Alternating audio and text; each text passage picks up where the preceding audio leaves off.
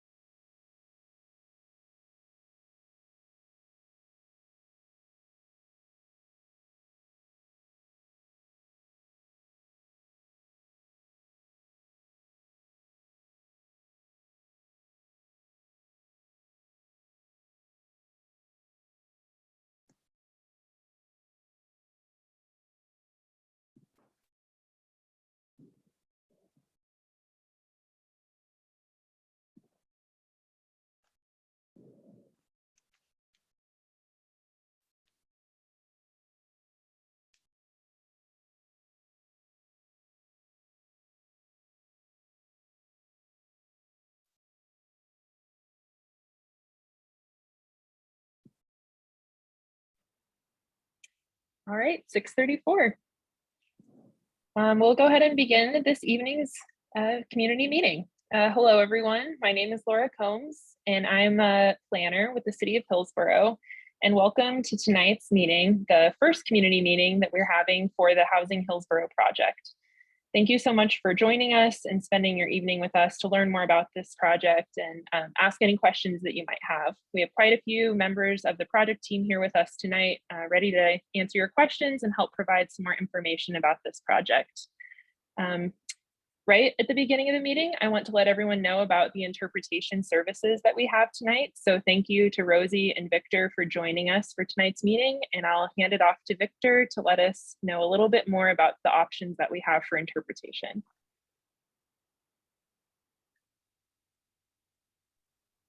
Thank you. Welcome, everybody. I'll start in English and I'll mention the instructions in Spanish. For today's meeting, we'll be offered in English and Spanish. So please take a moment now to select the language you would like to hear the presentation in today. If you're joining us through a desktop, computer, or a laptop, please click the globe icon with the legend interpretation located at the bottom right of your computer screen. If you're using the Zoom app through a mobile device, such as a smartphone or a tablet, there will be 3 dots with the legend More at the bottom right or upper right-hand side of your screen and select the language you prefer to hear. If you want to hear the meeting in English, please select English. Or if you prefer to in Spanish, please select Spanish. Enable the mute original audio so that way you can hear the interpretation better. And you can switch channels at any time to hear the presentation in the other language, but you must select one in order to hear all of today's content. If you have any difficulty, please raise your virtual hand and we'll try to assist you. Muy buenas noches a todos. La reunión de hoy se ofrecerá en inglés y en español. Así que tome un momento ahora para seleccionar el idioma en el cual le gustaría escuchar la presentación hoy. Si se une a través de una computadora de escritorio o portátil, haga clic en el globo con la leyenda Interpretation o Interpretación ubicada en la parte inferior derecha de la pantalla de su computadora. Si está usando la aplicación de Zoom a través de un dispositivo móvil, ya sea un teléfono inteligente o tableta, presione los 3 puntos con la leyenda más o more en la parte inferior derecha o superior derecha de su pantalla y seleccione el idioma que prefiere escuchar. Si desea escuchar la reunión en inglés, seleccione inglés, o si prefiere en español, por favor seleccione español. Habilite y silenciar audio original. Puede cambiar de canal en cualquier momento para escuchar la interpretación en el otro idioma, pero debe seleccionar uno para poder escuchar todo el contenido de hoy. Si tiene dificultades, por favor notifíquenos levantando su mano virtual. Muchas gracias y bienvenidos. Thank you and welcome. Thank you so much, Victor, for that introduction. Next slide. So we'll begin tonight's meeting with a staff presentation that will be about 20 minutes long. And during this presentation, if questions come to mind, feel free to enter those into the Q&A box. And the icon is shown on the screen. Looks like some conversation bubbles. Please type these questions at any point during or after the presentation, and we will work through those questions as the project team.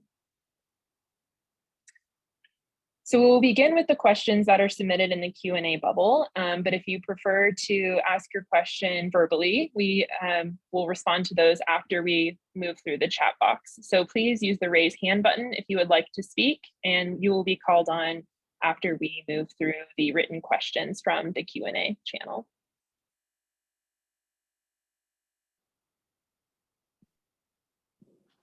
Our meeting is also being recorded, so we'll have that on hand as a resource as well to make sure that all of the questions are captured from tonight. Due to the availability of our translation services, the meeting will end at 8:30 or sooner if we've covered all of the questions from community members. So if we can't get to everyone's questions during this allotted time, we'll track and respond to them after the meeting if necessary. Just as a reminder, at the top of the meeting, we also have an email address specific to this project. We'll put it on the screen at the end of the presentation that is open for questions and comments as well if things come to mind following tonight's meeting.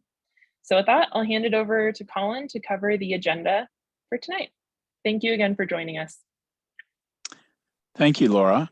And I want to join with Laura and Victor in thanking you, everyone, for joining us this evening. My name is Colin Cooper. I'm the Planning Division Director for the City of Hillsborough.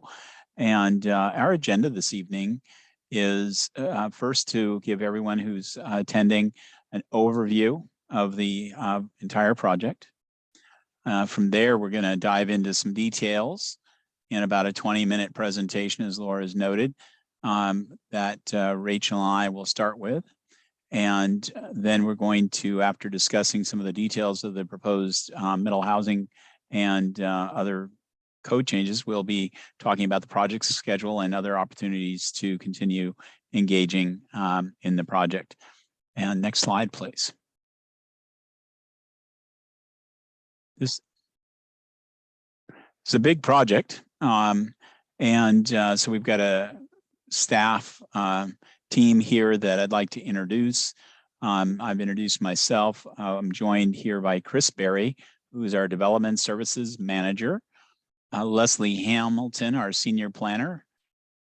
Rachel Marble, a City Planner.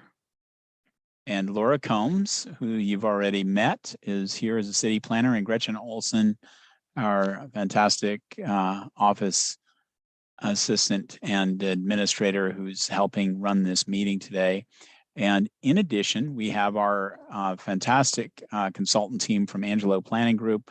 We have Kathy Corliss, and we have Kate Rogers, both working on this project and providing invaluable help to not only us, but to many jurisdictions, and they've been very involved since the inception of HB 2001. Next slide, please. So the project goals for Housing Hillsborough, and the first one is to increase the housing choice for all. And we really do mean to increase a whole variety of housing choices. This is something, as Rachel will talk about in a few minutes, has been in our city's DNA for a long time. The city of Hillsborough has been doing a good job, but we're seeking to increase the opportunities for even more housing. One of the other substantial goals, primary goals for this project, is to reduce barriers for the creation of housing, either by increasing the number of permitted uses in a zone or by reducing regulatory barriers that might be causing some developers to slow the process. So we're looking at all the reductions we can. And then the third goal of the Housing Hillsborough project is to comply with a myriad of state legislative mandates in the past several years. Primarily among them is House Bill 2001, which leads to middle housing. Next slide, please. So as I mentioned, one of the primary goals is the reduction of barriers. So go to the next slide. Thanks, Gretchen.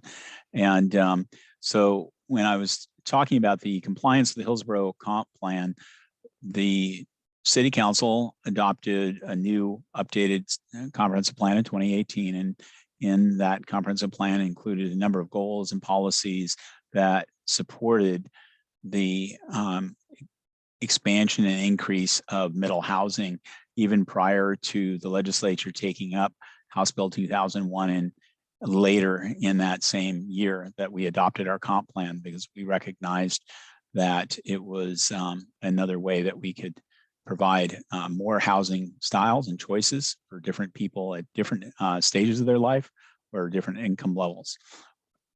The other thing to be very aware of is that the comp plan is built off the Hillsborough 2035 community plan, which was adopted a few years prior to our comprehensive plan. And so we've lifted from our city's vision of what they want this community to look like in the future from that community plan, from which we received significant amounts of citizen participation, as we did in the comp plan. And so the comp plan reinforces the community plan that was adopted in 2015. As the slide notes, the City Council is recognized for a number of years, not only through the adoption of the 2035 community plan and the comp plan, but just by establishing it in their yearly priorities as one of their top 10 priorities. And they've recognized now for 3 years and previously that this is a very significant priority for the community to address. And so city staff has also recognized that in general, as we've followed some of the baseline data that we use, like a housing needs analysis, and just watching, average rents and sale prices. So we recognize the need to continue to expand choice for housing in our community. And so in addition to some of the community development code standards we'll be talking about in this presentation, we're also going to be updating our comp plan to provide consistency between these proposed code amendments and the policies that I've just touched on very quickly. So I'm going to review, if I could, to the next slide, and we could just, the state legislation on continue. And I'm not going to, we can go to the next slide, please, Gretchen. I'm not going to read this slide. This is really merely to share with the people that are joining us this evening the fact that the state legislature for the last few years has been very busy passing legislation that is essentially mandating a number of changes to communities throughout the state. And so one of the first ones about procedures and definitions and is House Bill 2583.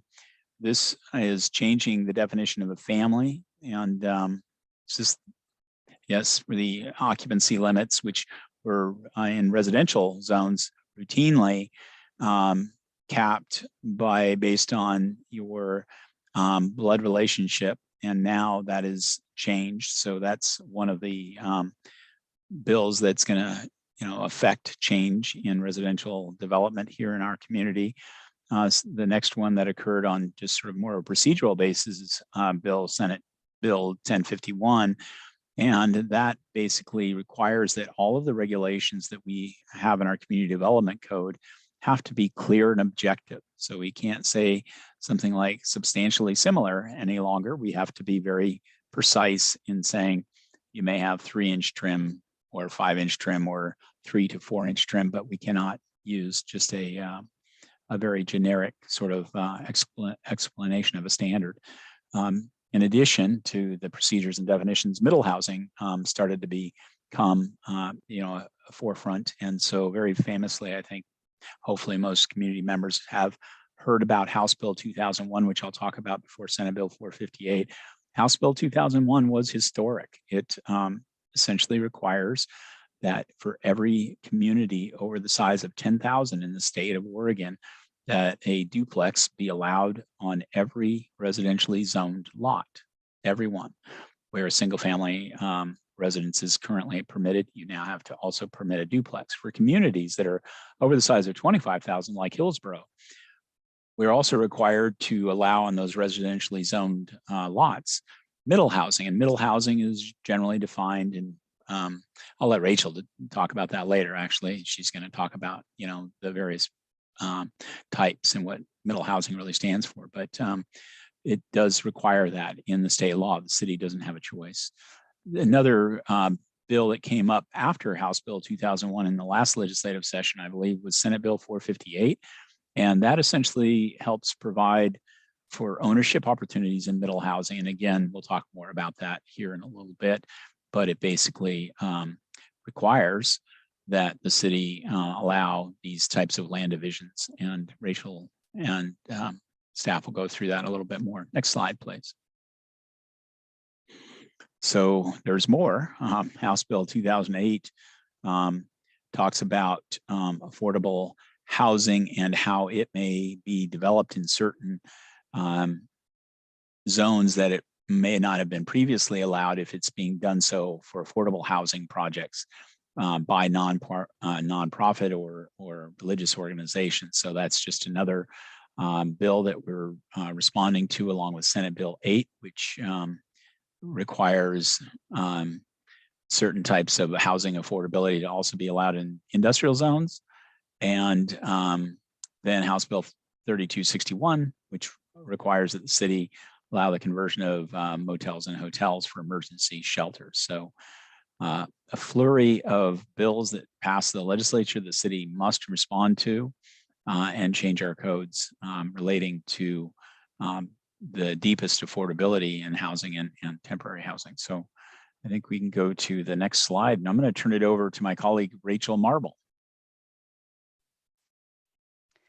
Good evening. I'm Rachel Marble. As stated earlier, I'm a planner in development services. So as Colin mentioned, the Housing Hillsborough project really covers more than just middle housing. It covers 7 different pieces of state legislature. And it would take a long time to go through all of the code changes related to all of those items. I'm going to focus on a little bit on middle housing right now because that is one of the biggest changes and requires the most changes to our code. So what is middle housing? This diagram shows examples of middle housing and kind of defines visually what middle housing is. Basically, middle housing types are the types highlighted in green in the center, and they are in the middle of the spectrum of housing types from single family detached, and apartment buildings on the other end. So middle housing is the housing that's in the middle of that and isn't captured by those two housing types. These housing types are the housing types that are required by HB 2001, and we are required to permit these housing types in all zones where we previously allowed single family detached homes. And in addition to that, we're required to permit them, but we're also allowed to adopt siting and design standards for those middle housing types along with permitting them. This map shows the middle housing applicable zones. So in yellow and orange, you see all of the zones in Hillsborough that this will apply to, which, as you can see, is a fair amount of the city. The yellow represents single family and multifamily residential zones, and the orange represents mixed use zones where this applies. I'll note here that some of these zones already allow for some of these middle housing types, but not all of them. And now they will be permitted in all of these zones.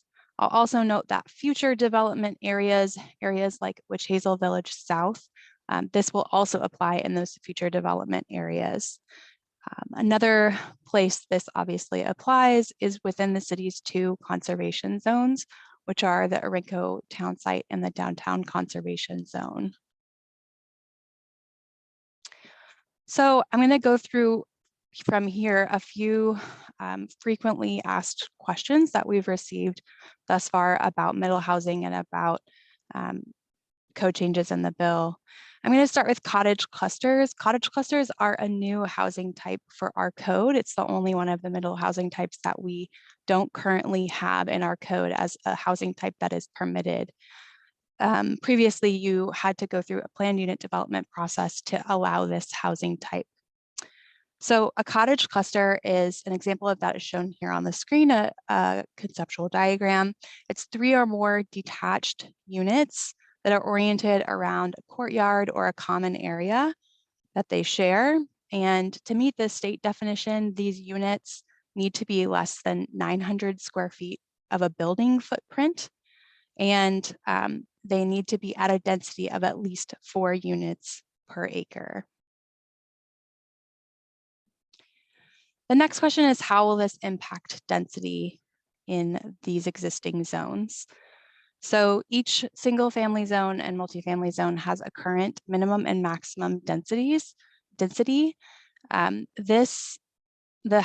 code changes will not change those minimum and maximum densities outright, or if you're wanting to build detached single family homes. What it does do is extend that maximum density if you're building middle housing or developing middle housing within the zone. So for example, if you're wanting to build townhouses within a single family zone, the typical maximum density will now be 25 units per net acre in this area. I'll note that while the limitations for maximum density are changing and are going to be higher than they previously were, things like siting and design do still apply. And there will be inherently limitations on obviously what will fit on a lot, and things like slope, natural resources, floodplain, parking requirements, all of those things which you need to develop, to consider to develop a property will still apply. So while the density might not have an outright cap on it in some instances, there are physical limitations to what will fit on a property when all of the standards are met for these middle housing types. The last thing that I'll touch on before talking a little bit about how procedures will change for middle housing is parking. And parking, so often, folks ask about parking and what changes will be made to parking with this bill or with this code change. So generally, 1 parking space per dwelling unit will be required, and there are some additional siting and design standards for parking that will apply specific to the middle housing types.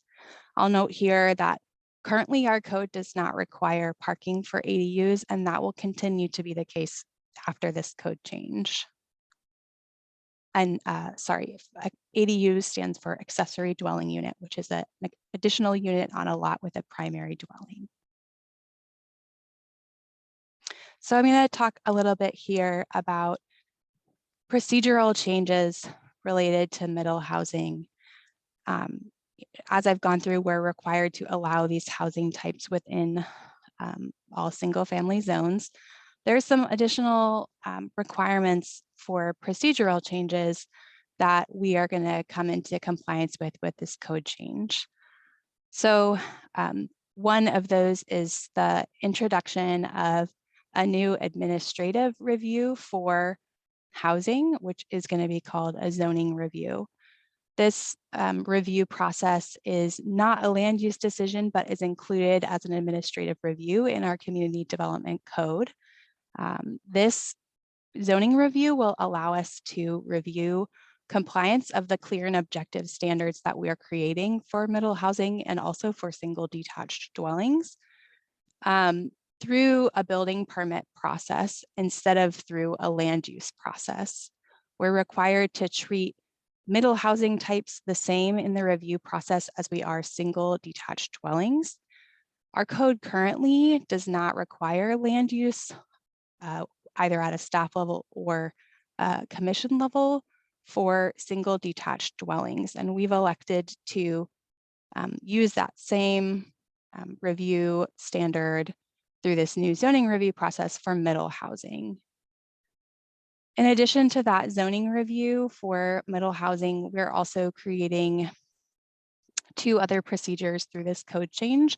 One is a middle housing, a land division specific to middle housing, which allows folks who have developed middle housing on a property to partition or subdivision the lot.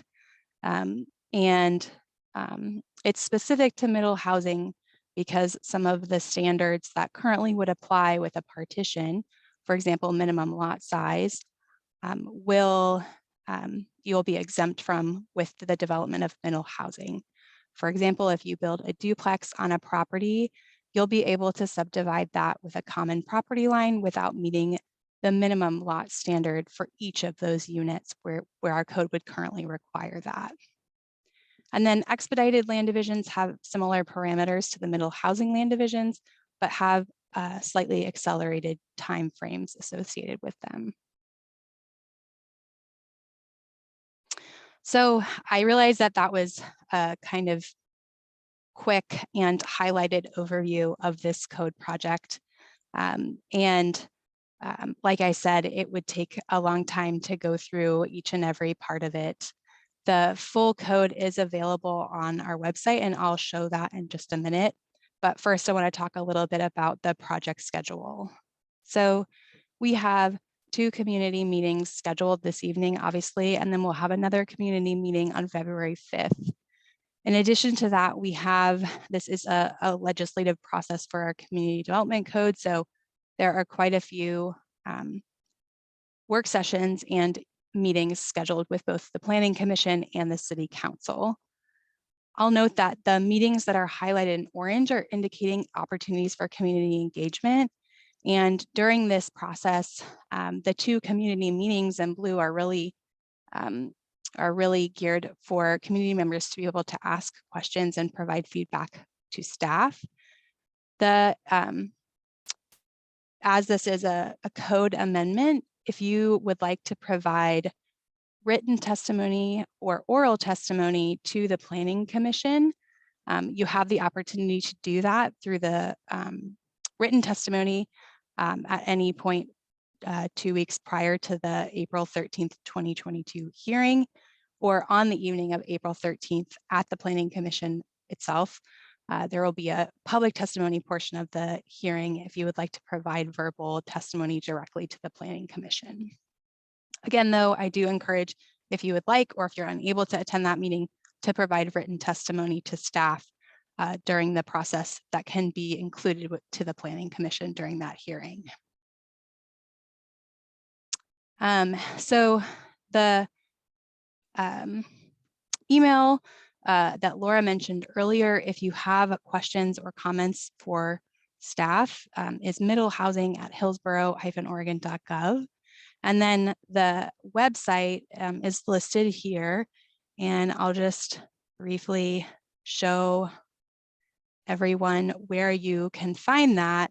So on our main page for community development, if you go to the Hillsborough webpage, which has recently been redone, and go to the community development department, the Housing Hillsborough page is located under major projects. And you can find it here on the left-hand menu bar. And there's a lot of information, and this is really the place where you can get the most up-to-date information about the project, including information about any upcoming meetings or events. And then the full version of the draft code amendments is available here if you'd like to read through this.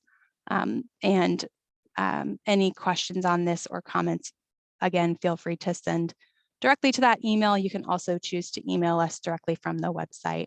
The timeline is also available on here, and like I said, any meeting updates would be there. And I think with that, we will move to questions. If anyone has questions, you're welcome to type them into the Q&A box that you can find at the bottom of your screen.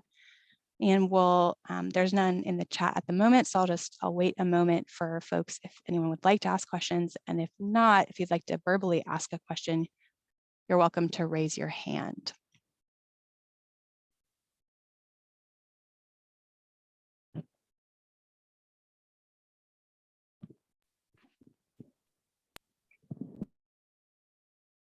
All right, so 2 questions have come in via the chat, so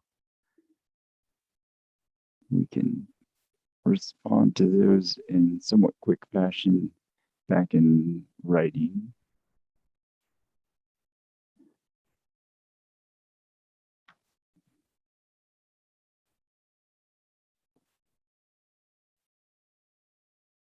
So Colin, I'll take those back in writing unless you want to verbalize responses.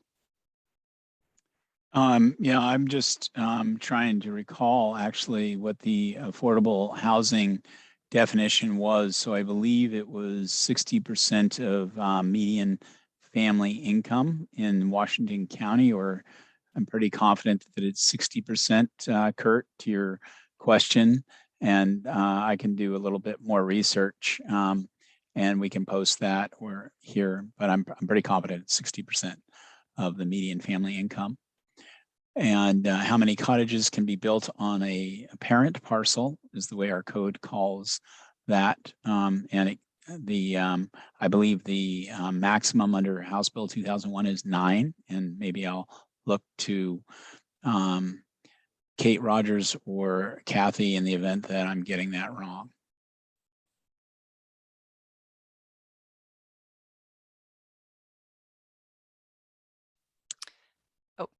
Kathy, okay.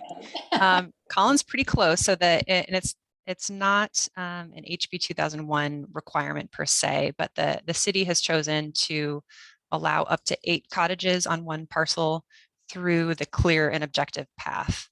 And applicants have the option of potentially proposing additional cottages through a discretionary, a type 2 or a type 3 review procedure. But yes, the current draft is 8 cottages per lot. Thank you so much, Kate.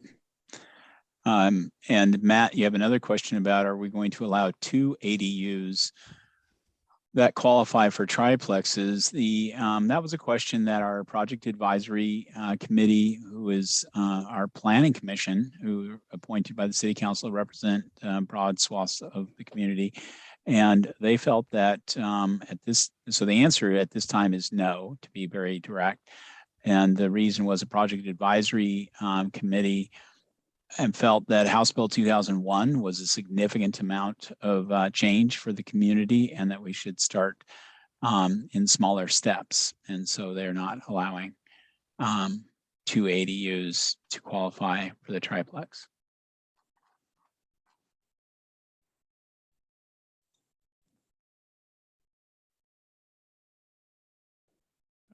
So those two questions have been answered live.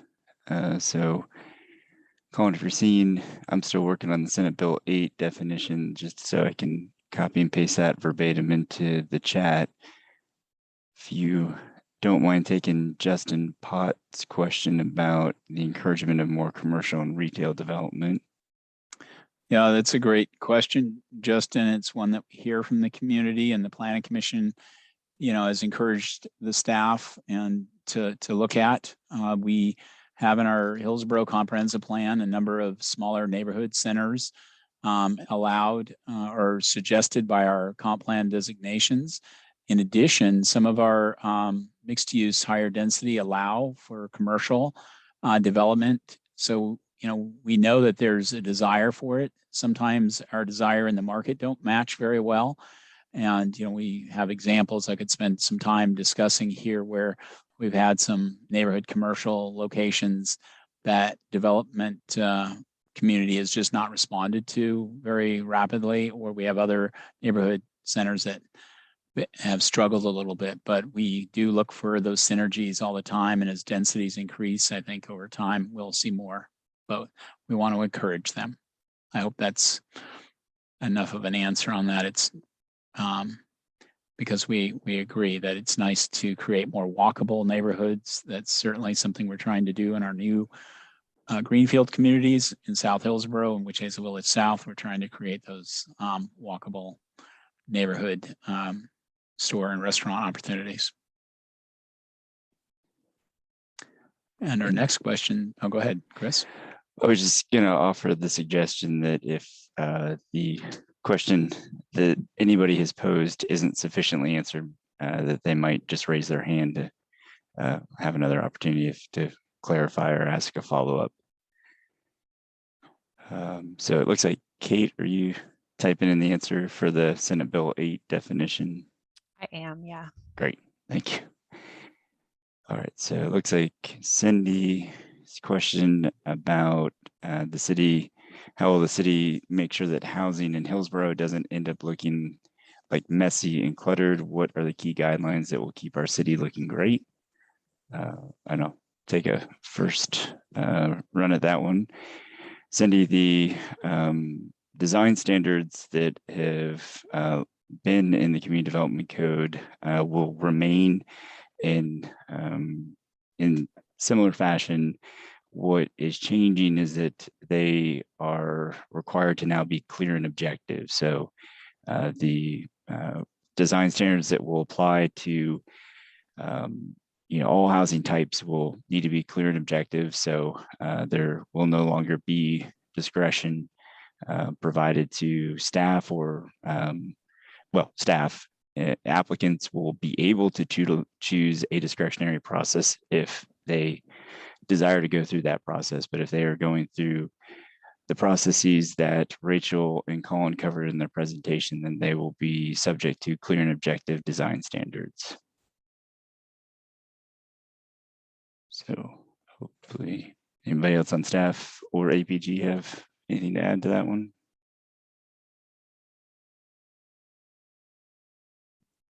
All right. So next question up is from Leon Taylor. How, if at all, do manufactured homes fit into these rule changes? Manufactured homes now provide a large reservoir of affordable housing for many people. Very good question, Leon, and staff and APG have been spending time with the manufactured home regulations that are currently in the Community Development Code and trying to craft revisions to those that make those standards clear and objective as well. There still is some work for us to do in that realm. So that's as best of an answer as I can give right now, unless others have more description for that one.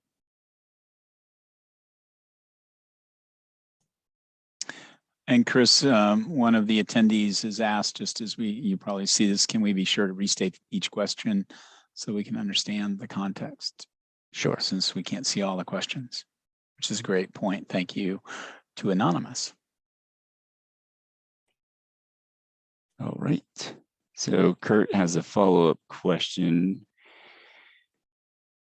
Confused, 60% of Washington County income to qualify for loan. Guessing that's in response to the Senate Bill 8 definition. Yeah, and I apologize. I believe it's 60% of the median family income as measured by, and which is a standard metric that's used by affordable housing administrators and advocates. So I believe that's correct. Kathy, you have your hand up. Yeah, I'll jump in on this one. It is a little confusing, actually.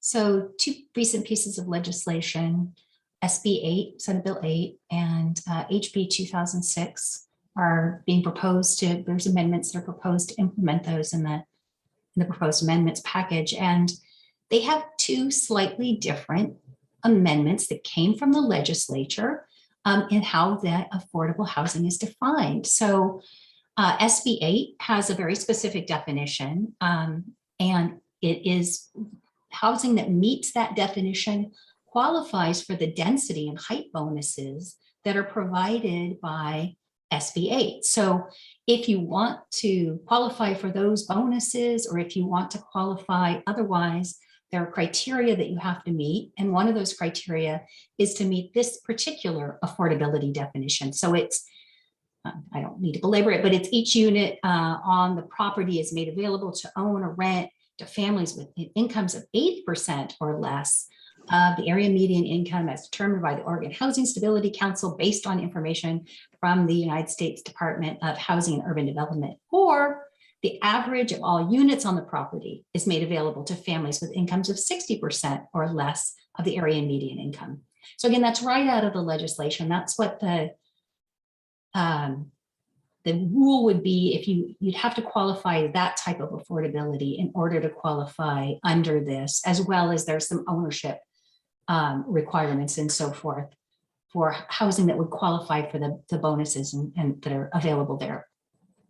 Similarly, HB 2006 references this definition of affordability that's in a different state statute, slightly different.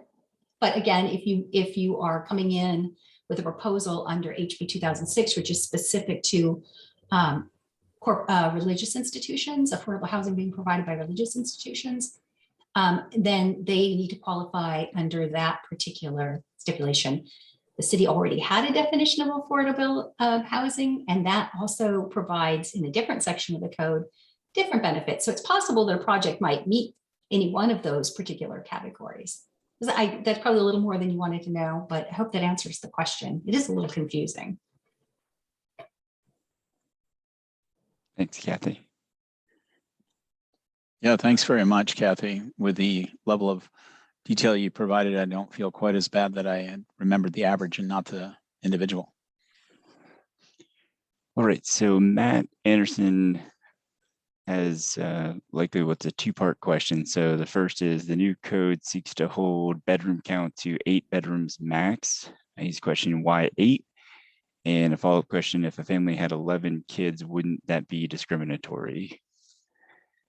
So I will take first run at that one, Kathy, and might need your help here.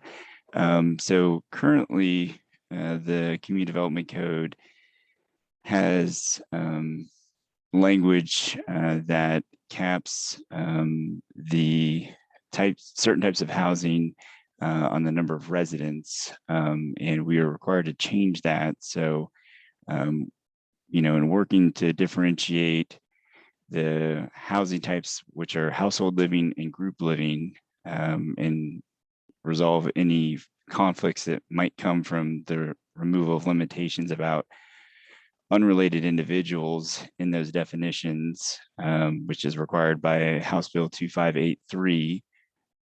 Staff is at this point proposing to limit that through capping of the number of bedrooms. It's a substitute for counting the number of people, provides an allowance for some bedrooms to be occupied by related individuals while considering additional rooms being used for unrelated individuals. So we are not intending to be discriminatory in that language in any way, shape, or form. I think a family with 11 children, I guess the presumption there is that all 11 children would have their own bedrooms. I think there's an opportunity for that family to have 11 children that have shared bedrooms by related individuals. See if Kathy or Colin or anybody else has anything to add to that. Chris, that was a really good explanation, right? This is the city's existing definition of family allows basically an unlimited number of related people related by blood, marriage, domestic partnership, legal adoption, guardianship, living together, but then puts a limit on the number of unrelated people. And there was recent legislation, again, amendments are trying to implement, that said that cities can't do that. They can no longer enforce that distinction between related and unrelated people. So given that, and that was kind of a fundamental premise, because that definition of family, which if you look at the amendment, you'll see that the definition of family is proposed to be deleted, and that required then changing the definition of household, because the definition of household counted on that definition of family to establish what made a household. And household living counted on that definition of household to explain what qualified as a household versus what qualified as group, what we call group living, which is what you think of when you think of perhaps a larger, say, dormitory or some sort of other group of people living together that isn't necessarily what would have qualified previously as a family. So that legislation was asking us to stop making that distinction between people related or people unrelated. And that, well, it caused us to rethink, try and find a way to rethink that system for making a distinction. The number of bedrooms is a non-discriminatory way to do that and still maintain a distinction between what's a household and what's group living. There might be other ways to do that. And of course, if you have suggestions for how that might be done in a non-discriminatory way that isn't based on relationships between people, I think it'd be wonderful to hear those suggestions. And we think this works, but of course it has its challenges. So thank you. Thanks, Kathy. All right, so Jeff Phillips is asking, where can the map that Rachel showed be found? And I think, Jeff, that is a fair question that we should upload that map to the project webpage, because I do not believe we have it there. So thanks for that question. That's a good suggestion that we'll follow through on and get that map up to the project webpage. And then the final written question that's in the queue is from Matt Anderson, and it is a scenario-based question. So it's asking if a lot of 9,000 square feet in the R5 zone has 100 feet of usable land behind it, parking area in front, but 5-foot setbacks on the side due to the width of the existing home, can the backyard support a duplex? Would a triplex work? If not, why? So there's a lot embedded in that question, Matt, and I don't know that we're going to be able to answer that specifically based on the scenario. I think maybe break down some of the components first. So, Rachel, I see you unmuted. I'm gonna. Yeah, so we don't have an R5 zone, but I guess we can just generally probably answer this in any of the lower density residential zones. So I think you're asking, I think the heart of it, and Matt, feel free to raise your hand and we can unmute you if this is not how the question you're asking. But I think you're asking about someone having usable land in their backyard, but essentially no room to get back there because there are existing 5-foot setbacks on the side of the existing structure. So I think I mentioned earlier about density, that there are lot constraints that still apply.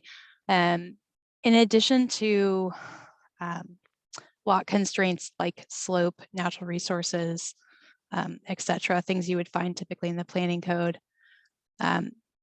Building codes and fire and life safety still also apply. So the reason I bring that up is in this scenario that you're discussing where there's no access to the back of the lot, there would be no emergency access to the back of the lot for emergency vehicles. So the reason I'm pointing that out is just to say that both the building code and fire and life safety codes still apply. And just because the lot can support additional density, those development considerations which apply today for fire and life safety will still apply in the future. There have to be provisions for things like access and fire and life safety. So there's scenarios that we run into now where that is an issue. If someone wants to put additional development in the back of their lot, but they have no way to get back there, no access, or something like that, there might be other opportunities, but there might not be an ability for additional dwelling units, that are separate and apart from the current dwelling unit. And without things like easements or looking at alternative access. So I guess that is, I'm just wanting to just get to the heart of the fact that building code and fire and life safety codes still apply. And just because you have the land to do it, if those elements aren't being met, then no, you wouldn't be able to develop additional dwelling units back there, regardless of those fire and life safety elements. Thank you, Rachel. All right, anonymous attendee, next question, or why are we not allowing second ADU or accessory dwelling unit? So many lots will benefit from this. I think Colin had covered that quickly in one of the prior answers about the project team's reasoning for not allowing the second ADU. Colin, I don't know if you want to reiterate that just so we can. Yeah, for any members of the public that have come late, this is a question that was asked of our project advisory committee, which is comprised of our planning commission, as I mentioned earlier, that's appointed by the city council to represent the community broadly. And they had considered this and they understood that it increased even further than House Bill 2001 standards as just directly applied would increase further housing opportunities. And they felt that House Bill 2001, even, sort of in a very more traditional duplex, triplex format, would be a big change for the community. And they also were concerned about a question that Cindy asked earlier about sort of the difference in scale and the structure and the what the community looks like. And so one of the components, as Chris also mentioned earlier, is about trying to create neighborhood compatibility by maintaining building massing in a manner that's similar to other residential structures in the neighborhood. So that's the step that the Planning Commission and the Project Advisory Committee are recommending thus far. Certainly, you're welcome to provide that testimony into the public hearing that the Planning Commission will be having so they can continue to consider input from the community. Hope that answers the question. Kathy, I see your hand up. Were you wanting to weigh in on that one as well? Well, yeah, and I was just going to encourage the folks that are interested in either adding accessory dwelling units or smaller units behind an existing house to take a closer look at the cottage cluster option, because that can accomplish some of maybe what you're looking for. You can keep your existing dwelling and build cottages. There are standards that apply with regard to some shared courtyard area and parking, but perhaps that's a good path forward as far as a solution. So I was going to say, I encourage you to take a close look at that and let us know what you think about those standards. as a possible kind of path forward. You don't necessarily have to do 8 units. You can do 3, and you can count the existing house. So I think there are some solutions in the code that maybe would provide that opportunity, not exactly an ADU, but something similar. So maybe worth looking at. Thanks, Kathy. All right, Chris, so- if I could add Sure. to the ADU conversation, there is a fundamental difference between an ADU and I guess a full a dwelling unit, and that is that ADUs don't require parking. So ADUs are an opportunity to get a little bit of density on the lot without parking. But once you get a full dwelling unit, whether that's a duplex or a cottage, then the parking kicks in. So that might be the balance there of here's a simple, very quick option for an ADU, no parking, easy. If you're getting multiple ADUs in there without parking, I think that is that's the rub there. So Great point, Leslie. Thanks. All And I right. wanted to just, say again, I think it was Matt who had asked that question. I'm repeating to you what our project advisory committee, and I just want to, state again that the decision's not final. We have in front of you, public review draft. And so please do feel free to offer your testimony in writing to the case file and to the Planning Commission at their hearing. All right. So next question is from Matt Anderson. Townhomes under the new code can now have ADUs or accessory dwelling units. If we had 4 units built via the M&M design, which I'm guessing is the middle housing design standards, then split the lots under Senate Bill 258, would those townhome lots each qualify for an ADU? So that's another scenario-based question. And I can take a stab at answering that one, Chris. thanks, Kate. So I think one point of clarification is my understanding is that the current code does allow ADUs in conjunction with they're now called single family attached homes. So I think the code doesn't distinguish between allowing an ADU with a single family detached and a single family attached home. And so I think in the code, there's a clarification that single family attached is just known as townhouses to kind of create some more consistency with that housing type. So that's not a change necessarily. And then I think the questioner is asking about Senate Bill 458, which is the middle housing land division provisions. And so one of the requirements of the legislation for Senate Bill 458 is that the housing type, after the units are divided, the housing type does not change. So if it was developed as a fourplex or a quadplex, it doesn't then become townhomes as sort of defined by the code. So that doesn't allow a quadplex to then each lot or each unit to then have an accessory dwelling unit, because that's still considered a quadplex just with divided lots.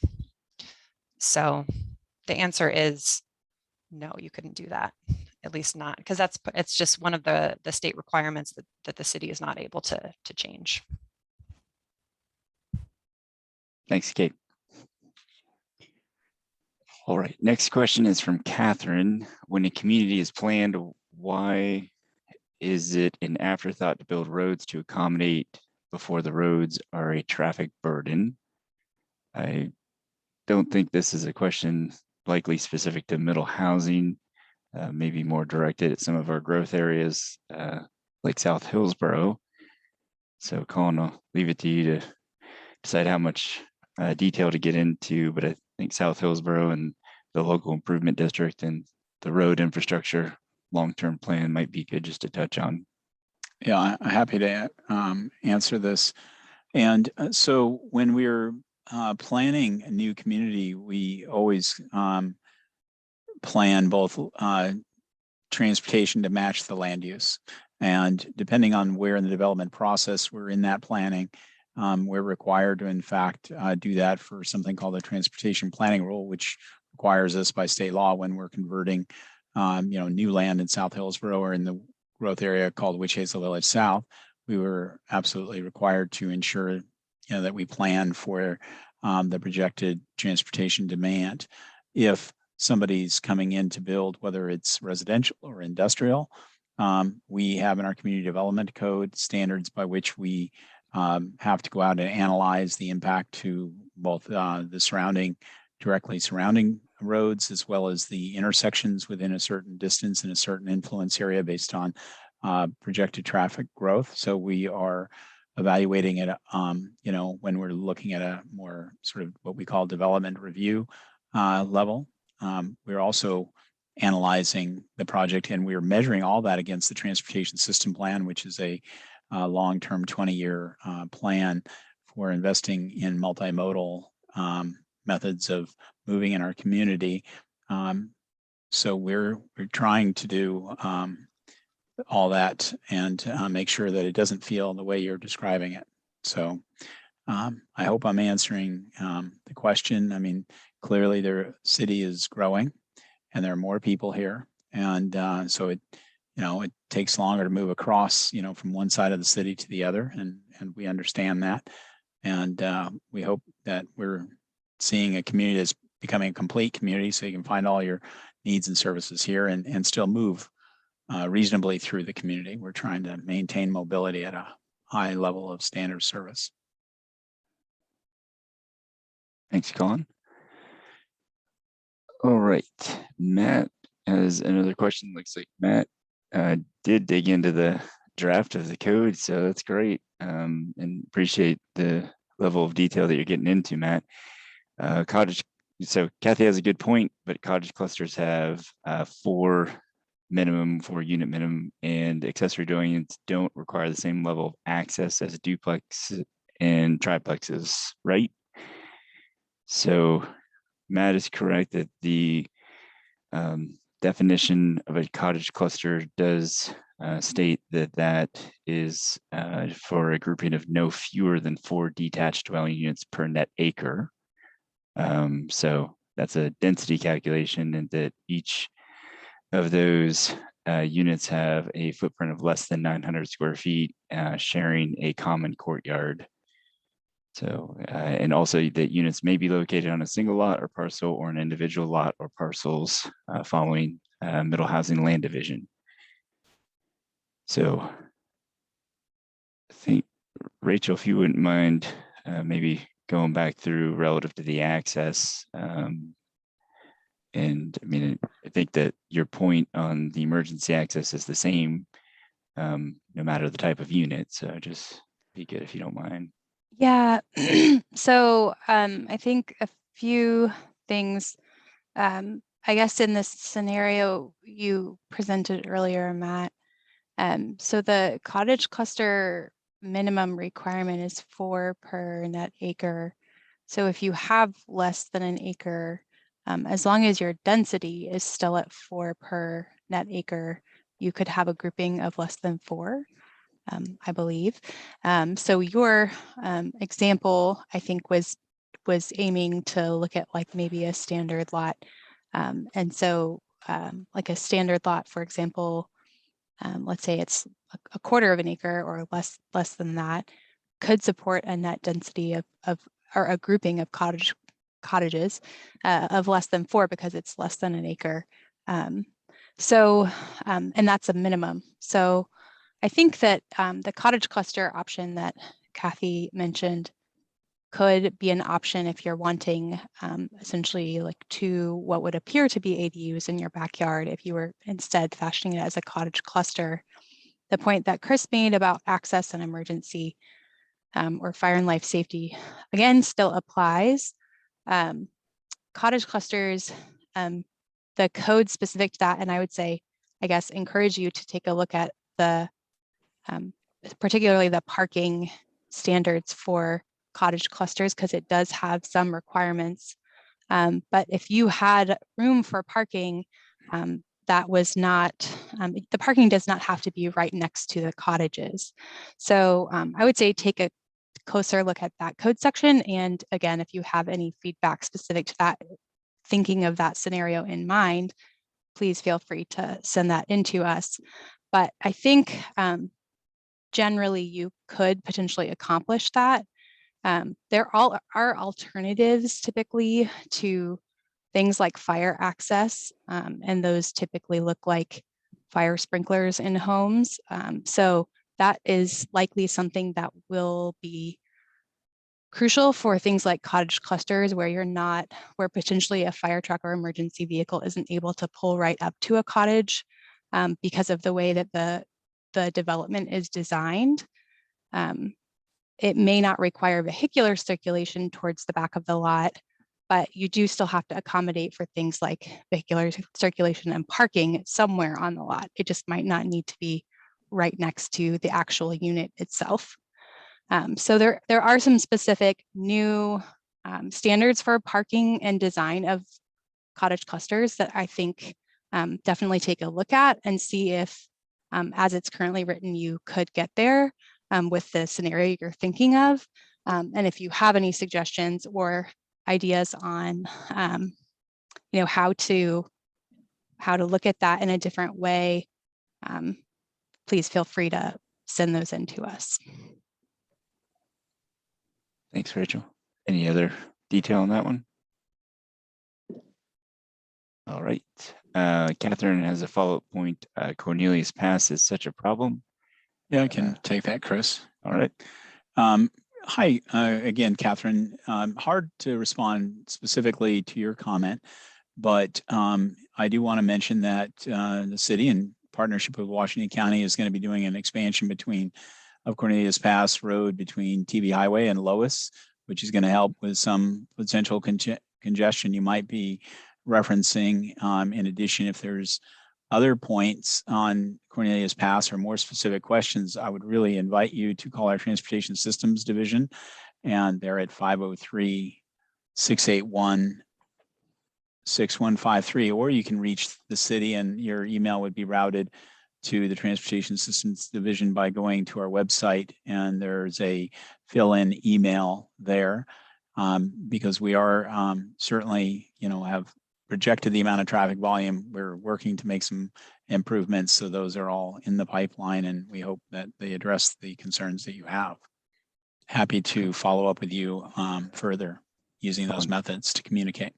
Would you mind just restating that phone number in case Catherine didn't have a pen or pencil handy when?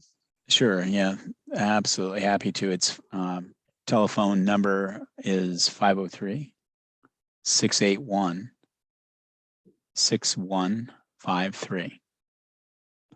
It looks like Laura may be a step ahead in typing that into the chat, so it's there for everybody. Yeah, thank you, Laura. All right. Matt Anderson is directing a question, I think, to Leslie specifically, but we can all help if need be. So a 7-bedroom, 7-bath home designed to attract single room occupancy users, each separate renters in the city right now requires 1 parking space. An ADU requires none. So an accessory dwelling unit requires none, but an accessory dwelling unit is limited to 750 square feet and by its nature will attract less cars. Are you saying that a smaller 1,500 square foot, for example, home with 2 accessory dwelling units would be more of a threat parking wise than a new 7-bedroom home? Which one do you rationalize would create more cars? So that's a very specific example. And I mean, I don't think that staff's saying, defending one of these points in particular, but Leslie, I'll let you go if you've got some thoughts there. Yeah, thanks for your question, Matt. Guess I'll start out with the code. Yeah, you're right that the code requires 1 parking space for a single family dwelling, whether that's 1 bedroom, 5 bedrooms, or 7 bedrooms, and none for an ADU. But I don't think the code is meant to capture the worst case in all those. And certainly in the life of any home, small, medium, or large, there's going to be various parking demands or a range of parking demands based on the occupants in that home, whether they're all teenagers or empty nesters. And the ADU standards are based in state law as well. So there's certain limitations to what the city can do. But comparing these very two specific examples, certainly the uses on the same block face and same zone can have very different parking impacts depending on, like I mentioned, the uses and the occupants and the ages in there. And jump in, staff, if you have more. I think it's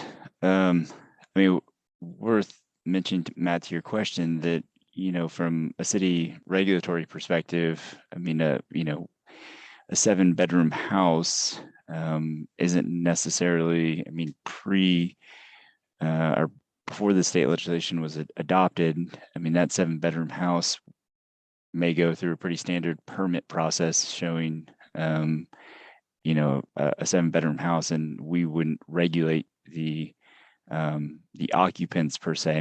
Beyond the definitions, where accessory dwelling unit has necessitated a separate and apart land use approval. Now it will be permitted by right and be able to go directly to permitting. But these are different scenarios, and while we try to be ahead of the worst case scenario, to Leslie's point, we can't plan for every one of them and have regulations in place that do account for the worst case scenario. It's, I think, a fair question in differentiating the parking demands for different unit types. So hopefully that feedback answered the point you made.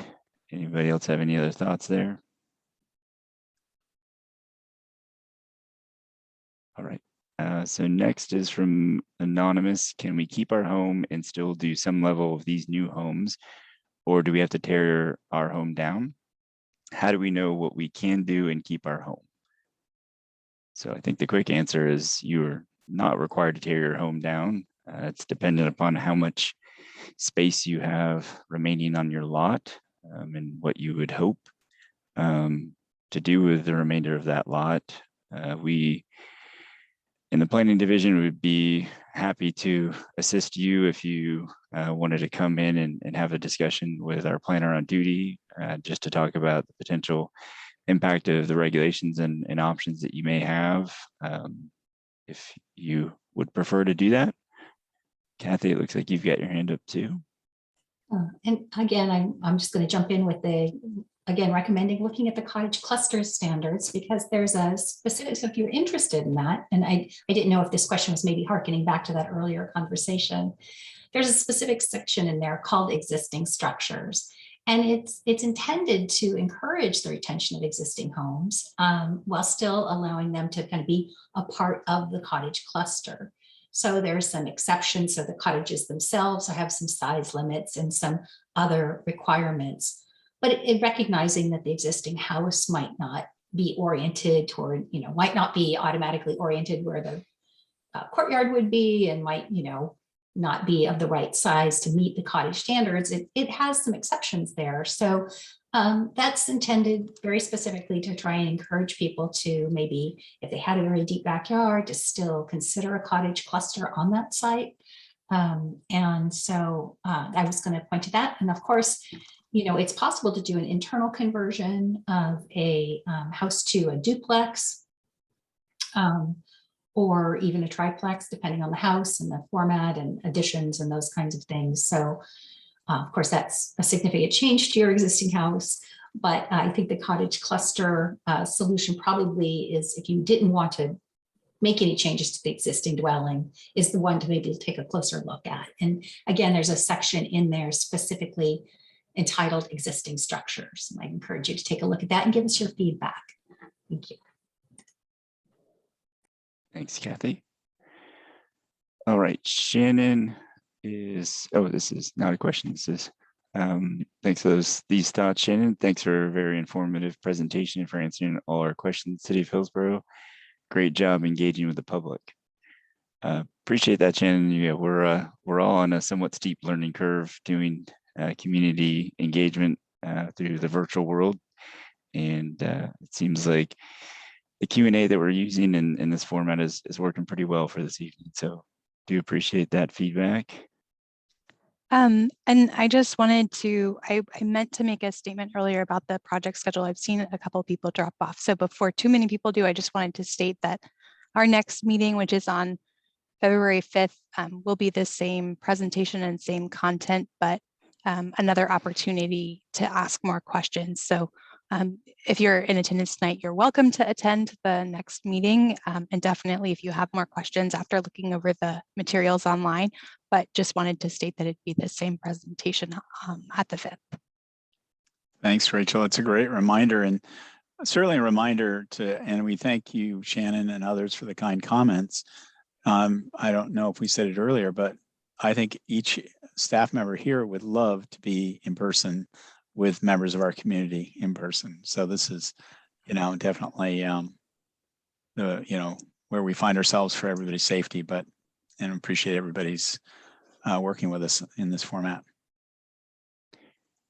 And I'll just read these off for the sake of the record, and so that if there are people in the Spanish interpretation, that they're getting these through the interpretation. So Matt had a comment and then a question. So his comment, thank you, staff. This was great. We appreciate you very much. Thanks for that, Matt. Then question to Kathy and staff, will a cottage cluster require road improvements on a corner lot where roads are not widened to desired city standards? And that is a very complex question, Matt, that I would tell you we have not landed 100% yet on frontage improvements associated with the various middle housing types. So the land division section, if you're digging into that section, does have some specificity there, but there's still a lot of discussion to occur within staff, and that's beyond planning. That's going into Public Works Department as well as our transportation systems team about those frontage improvements associated with the different housing types. Kathy or Kate or anybody else, do you have anything to add to that one? All right. So Anonymous has another question. Are there any changes to percentage of impervious surfaces and or setback? So just looking at the code real quickly, looks our maximum lot coverage standards, and Kathy and Kate, help me out here if I get off track. So those generally do not apply to cottage cluster lots. The lot coverage for most zones, if not all zones, we're not proposing to change, but those will not apply to cottage clusters. And then for this one specific zone, and maybe for others, we have specificity that the lot coverage for townhouses is calculated based on the overall townhouse project rather than each townhouse lot.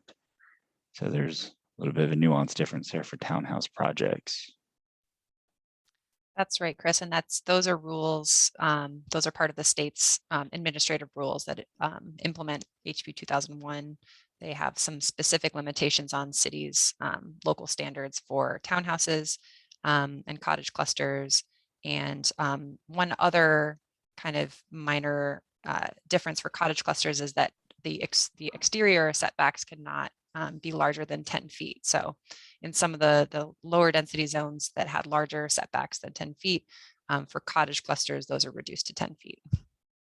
But otherwise, the standard, the setback lot coverage standards that apply to single detached dwellings will also apply to most middle housing types. Thanks, Kate. Right, Catherine, as comment, great job, thank you. Then Matt Anderson said agreed. Shannon, I think that's to a prior thank you. Leon Taylor is asking if we could post the email address one more time. Laura, if you wouldn't mind maybe just posting that and writing back to Leon's question. And then Matt Anderson, we would love to see some case study staff. What about a staff competition to design the ultimate layout of each use type? I think that would be a fun exercise, Matt. I don't know at this point that we have the staff bandwidth to do a design competition based on our timeline of this project. But yeah, I think case studies will be helpful.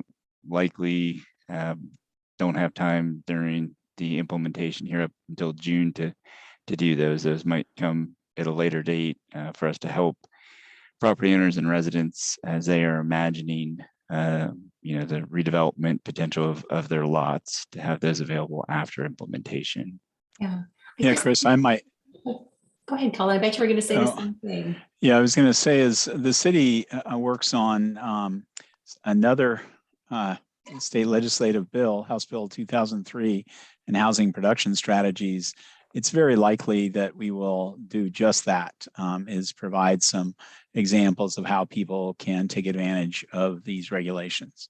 I don't know if that's where you were headed, Kathy, but very, very close. I was actually going to say that there were some what they called test fits of the model code done. So there was the state did, as they were going through the process of writing the administrative rule to implement HB 2001. There was also a model code. I think we may have mentioned that model code is what would apply if the city didn't adopt its own regulations by the deadline. And there were some test fit analyses that were done by some urban design firm to see kind of how different products might and types of housing might fit on hypothetical lots. I know, Kate, you're probably more familiar with that than I am. Do you want to talk about those? To be honest, Kathy, it was a few years ago, and now my memory is fading.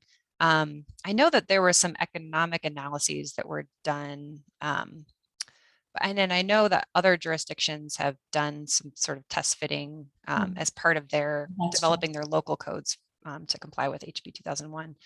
But yeah, I can't remember what the results of any state level testing were. They were very generic. I remember that, just kind of, okay, here's a hypothetical lot. But again, we can, if it's helpful, work with the city staff to try and make some of those available. I know they won't be Hillsborough specific, but to the extent that we can get our hands on them and maybe make them available on the website, we'll work with city staff on that. And what I'll also suggest, Matt, I'll put my email address here. Or actually, you've got the project email address. If you wouldn't mind, if you're interested, just send an email to this email address with your email. I'm not quite certain. Our project webpage is getting pretty busy, so I don't want to overload that with too much information. So if these case study diagrams are pretty straightforward and explain and would be applicable examples for the city, then might be a good idea for us to upload those, but we might decide otherwise. So I think it'd be just good, Matt, if you wouldn't mind sending along your email address, and if we don't upload them, we can email them to you. And that will probably be as good as we can do ahead of the HB 2003 and beyond for now. All right, so Leon Taylor, thanks for the informative presentation. I appreciate all your hard work. Thanks for those kind words, Leon. Cindy, I also want to echo appreciation of city staff for working hard on this project for our community and for including important community engagement opportunities. Thank you. Yeah, as Cindy, as Colin had mentioned, this is taking a large team of staff and consultants and Kathy and Kate to bring this project forward. It has been over a year in the making, and be remiss to not point out that there was staff member Laura Kelly who had worked very diligently on this project before she moved on to a different opportunity with the State Department. So yeah, a lot of staff resources being dedicated to this, and it's intentional beyond, as the presentation indicated, to go beyond just compliance with the state legislation and try to craft this in a way that brings all that legislation into place in one project. Right, and then Matt Anderson with a smiley face. That's probably in response to the comments on the design competition. So looks like we have answered all 32 questions, both live and in writing. So just pause for a second, see if we've got any additional questions for the evening, and can do those either in writing or raise your hand, and we'll unmute you if you're comfortable with that.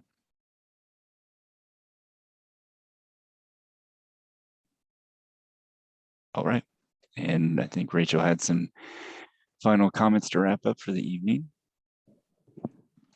I can't remember who asked this, but I just wanted to let you all know that we will put a PDF of this PowerPoint presentation up on the project website underneath the meeting, community meeting information. So someone was asking for the map specifically, that'll be in that PDF and you can grab it from the website, and we'll try to get that on there this week.